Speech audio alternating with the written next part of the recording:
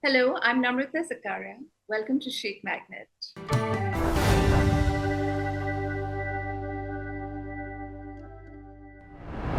Never mind, India is witnessing a massive general election, perhaps the ugliest one so far, with all allegations and cross allegations flying about. But Mays belong to escapism. Mays belong to vacations.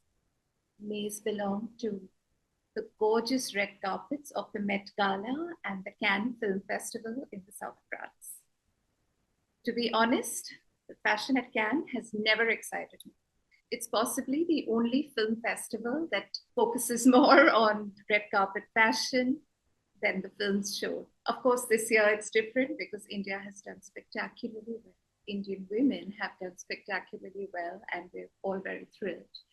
But the Cannes massive rug trails down to almost half of the Crosset Avenue of the tiny little seaside town where the festival takes place year after year.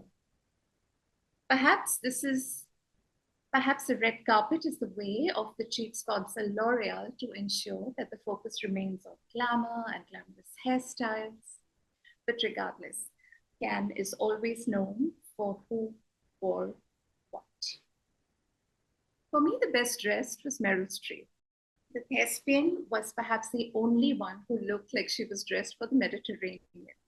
One day she wore sailor stripes and a chic sun hat and an effortlessly elegant dior gown the next day. The gown was stunning. It was more of a long dress that you could see at a late evening office party than a noxious princess gown that, the Cannes red carpet is famous for. India has almost always had a lousy showcase at the red carpet here. Aishwarya Rai arrived here first when promoting Devdas years ago. She was wearing a yellow Nita Lulla sari that should have perhaps stayed behind for a friend's engagement ceremony instead. Neither Vidya Balan nor Sabyasachi can live down the actor's attempts at the Cannes red carpet. So unfortunate was her styling. I think many Indian actors feel that they need to wear a sari and they feel obliged to wear saris. But I think it's time that we accept that a traditional style sari is very out of place and maybe a little too exotic. And contemporary variations of it may sometimes work, sometimes just be a miss. Like the jury is still out on Alia Bhatt's Sabyasachi elongated trail sari that she wore for the Met Gala just a couple of weeks ago. I think it's pretty, but it's not so clever. Poor Aishwarya this year was really done dirty by her designers and her stylists. Both her outings were just frightful.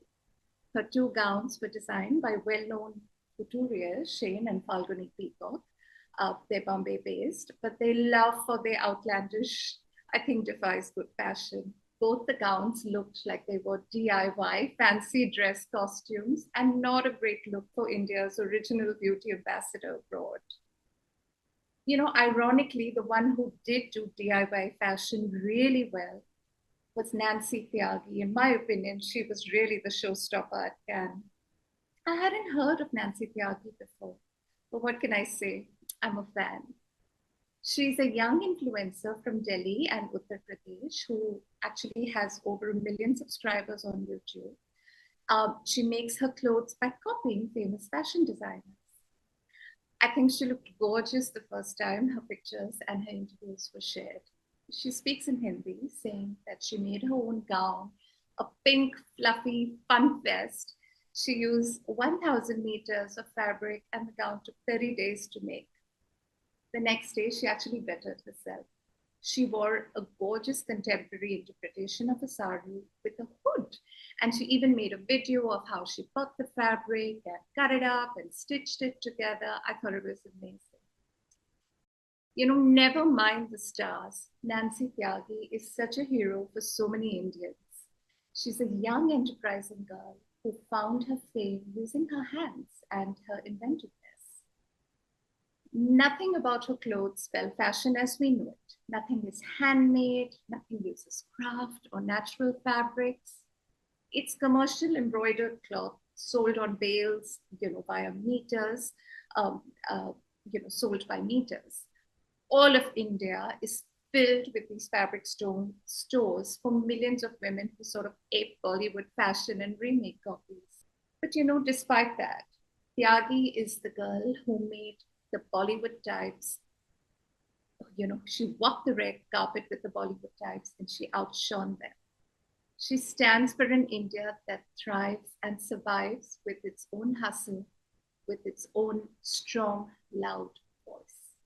They say there is no opposition, but India's people are the opposition. Like Nancy, she's she's the heroine of her own destiny. She came from the masses and she stole the festival from the film stars.